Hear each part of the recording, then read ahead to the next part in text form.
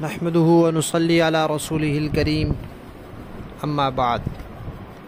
ترجمے والے قرآن پاک کا صفحہ نمبر 843 40 اور 3، 23واں پارہ سورہ صافات، 5واں رکوع، آخری رکوع ہے یہ، آیت نمبر 139 تا 144۔ اعوذ باللہ من الشیطان الرجیم، بسم اللہ الرحمن الرحیم۔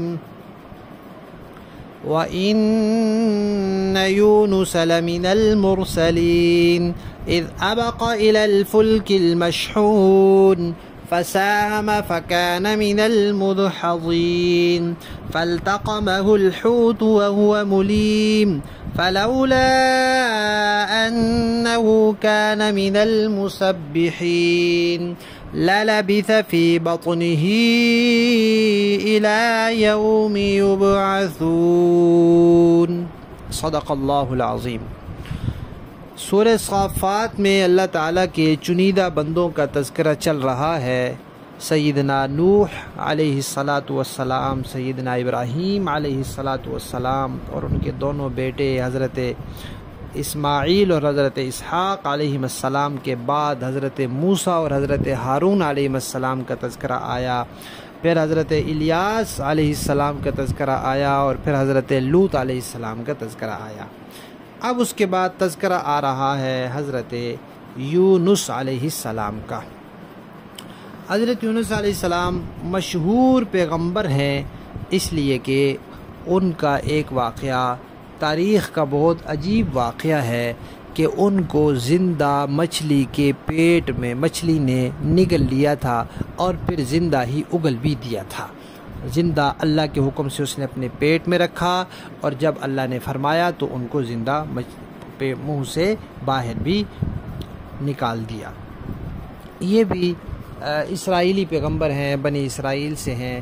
ایک شہر تھا نینوا، وہاں آپ کو بھیجا گیا تھا، اور یہ شہر کہا جاتا ہے کہ دریائے فرات کے کنارے پر ہے۔ وہاں آپ نے ان کو تبلیغ کی، ان پر محنت کی، اور ان کو توحید کی دعوت دی اور ان کو دین کی طرف بلایا، لیکن جوں آپ تبلیغ کرتے رہے تو آپ کی تکذیب کا اور آپ کو جھٹلانے کا سلسلہ بڑھتا رہا۔ اور ظاہر بات ہے، ہر چیز کی ایک حد ہوتی ہے۔ جب وہ لوگ اس حد سے گزر گئے تو اللہ تعالیٰ نے کہا کہ اب آپ ان کو متنبہ کر دیں کہ اگر یہ توبہ نہیں کرتے تو ان پر 3 دن میں عذاب آ جائے گا۔ اب قوم نے آپس میں یہ طے کیا کہ یہ چونکہ ہیں تو سچے، جھوٹ تو بالکل نہیں بولتے، لہذا ہم دیکھتے ہیں اگر یہ بستی سے چلے جاتے ہیں تو پھر اس کے مطلب ہے کہ ان کی بات سچی ہوگی اور عذاب آنے والا ہوگا، اور اگر نہیں جاتے تو پھر یہ خالی خولی دھمکی ہوگی۔ عجیب اللہ کے بندے تھے، جب یہ مان رہے تھے کہ بھئی یہ سچے ہیں تو ویسے ہی مان لیتے کہ وہ کہہ رہے تھے اللہ ایک ہے، اس کو مان لیتے۔ جب جانتے تھے کہ یہ جھوٹ نہیں بولتے، وہ آخرت کا عقیدہ ان کو بتا رہے تھے تو مان لیتے۔ لیکن بس ایک ہدایت کا وقت ہوتا ہے، اس وقت سے پہلے انسان کو ہدایت نہیں ملتی۔ حضرت یونس علیہ السلام وہ بستی سے چلے گئے۔ اب یہاں مفسرین کرام نے یہ بھی لکھا ہے کہ اللہ تعالیٰ کے حکم سے چلے گئے۔ اب بستی سے باہر نکلے، اس کے بعد اب 3 دن انہوں نے انتظار کیا، اور 3 دنوں کے بعد عذاب نہیں آیا۔ کیوں نہیں آیا؟ پیچھے قوم نے دیکھ لیا تھا کہ وہ یہاں سے چلے گئے ہیں، لہذا اب ہم توبہ کر لیں، توبہ نہ کی تو عذاب آئے گا۔ اب قوم نے سچی توبہ کر لی۔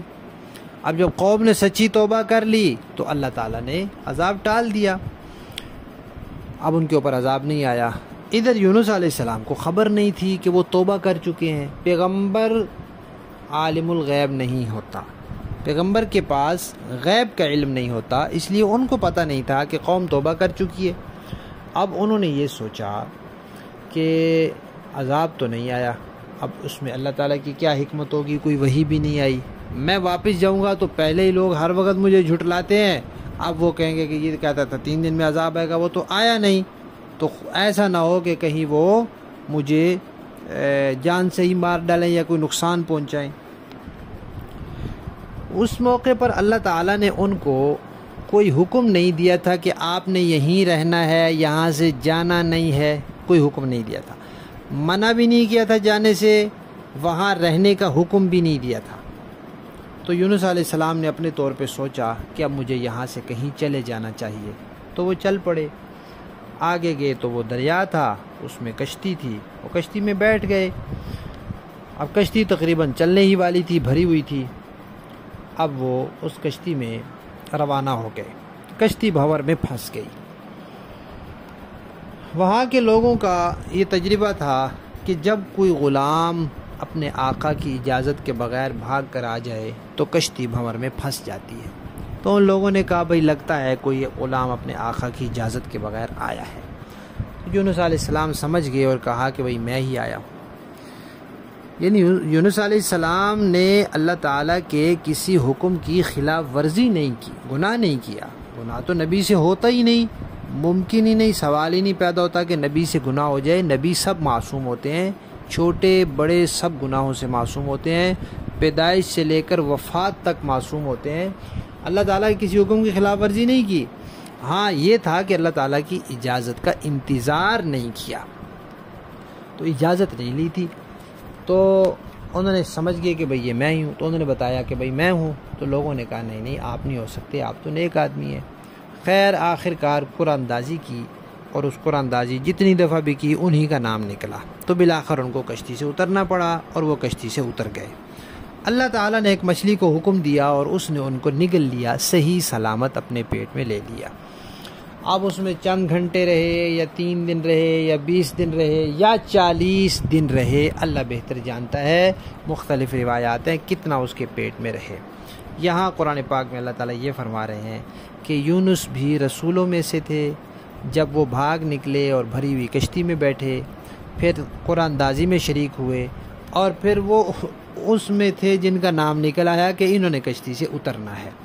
تو گویا یہ اس طرح کے جو موقع ہوتا ہے اس میں یہ کہا جاتا ہے کہ یہ گویا کہ کشتی سے اتارے گئے، یا یہ کہا جاتا ہے کہ یہ بندہ ہار گیا، یا اس طرح کے کوئی لفظ بولے جاتے ہیں۔ تو اس لیے اللہ تعالیٰ نے یہ لفظ استعمال کیا ہے کہ وہ ملزم ٹھہرائے گئے یا کشتی سے اتارے جانے میں انہی کا نام آیا اور ان کو کشتی سے اتارا گیا۔ مچھلی نے ان کو لقمہ بنا لیا اور زندہ سلامت اندر رکھا، اور وہ فوراً اپنے آپ کو ملامت کر رہے تھے کہ میں نے اللہ تعالیٰ کی اجازت کا انتظار نہ کر کے اچھا نہیں کیا۔ تو وہ پھر تسبیح میں لگ گئے۔ اللہ تعالیٰ فرماتے ہیں اگر وہ تسبیح نہ کر رہے ہوتے تو وہ اٹھائے جانے کے دن تک مچھلی کے پیٹ میں ہی رہتے۔ اب وہ تسبیح کیا تھی؟ مشہور ہے آیت کریمہ لا الہ الا انت سبحانک انی کنت من الظالمین۔ ہمارے بہت سے حضرات مفسرین کرام نے لکھا ہے کہ بزرگوں کا یہ تجربہ ہے کہ کوئی مشکل پریشانی ہو تو 1.25 لاکھ مرتبہ یہ آیت کریمہ پڑھی جائے تو اللہ تعالیٰ اس پریشانی کو دور فرما دیتے ہیں۔ بہرحال اس آیت کریمہ کے انتہائی مؤثر ہونے میں تو کوئی شک نہیں ہے۔ آج کے سبق میں بس اتنی ہی بات ہے کہ یونس علیہ السلام پھر کشتی میں بیٹھے اور کشتی سے پھر مچھلی کے پیٹ میں چلے گئے۔ باقی واقعہ انشاءاللہ آگے آئے گا، لفظی معنی دیکھیے۔ وَإِنَّا اور یقیناً یونس بھی لَمِنَ الْمُرْسَلِينَ رسولوں میں سے تھے۔ اذ جب ابقا وہ بھاگ نکلے الی الفلکی کشتی کی طرف المشحون جو بھری ہوئی تھی، فساہما تو شریک ہوئے قرآن اندازی میں، فکانہ ہو گئے من المدحضین ان لوگوں میں جن کو کشتی سے اتارا جاتا ہے، یعنی ان کو کشتی سے اتارا گیا۔ فالتقمہ نگل لیا ان کو الحوت مچھلی نے، وہو ملیم اور وہ اپنے آپ کو ملامت کر رہے تھے۔ فلولا اگر یہ بات نہ ہوتی، انہو کہ وہ کانا تھے من المسبحین تسبیح کرنے والوں میں سے، تو للبثا وہ ٹھہرے رہتے فی بطنہ اس مچھلی کے پیٹ میں، الی یوم یبعثون اٹھائے جانے کے دن تک۔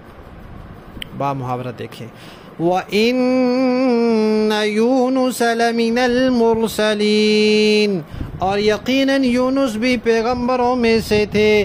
اِذْ أَبَقَ إِلَى الْفُلْكِ الْمَشْحُونِ، جب وہ بھاگ کر بھری ہوئی کشتی میں پہنچے۔ فَسَاهَمَ فَكَانَ مِنَ الْمُدْحَضِينَ، پھر وہ قرعہ اندازی میں شریک ہوئے اور قرعے میں مغلوب ٹھہرے۔ فَالْتَقَمَهُ الْحُوتُ وَهُوَ مُلِيمٌ، پھر مچھلی نے انہیں نگل لیا جبکہ وہ اپنے آپ کو ملامت کر رہے تھے۔ فَلَوْلَا أَنَّهُ كَانَ مِنَ الْمُسَبِّحِينَ لَلَبِثَ فِي بَطْنِهِ إِلَى يَوْمِ يُبْعَثُونَ، چنانچہ اگر وہ تسبیح کرنے والوں میں سے نہ ہوتے تو وہ اس دن تک اس مچھلی کے پیٹ میں رہتے جس دن مردوں کو زندہ کیا جائے گا۔ صدق اللہ العظیم۔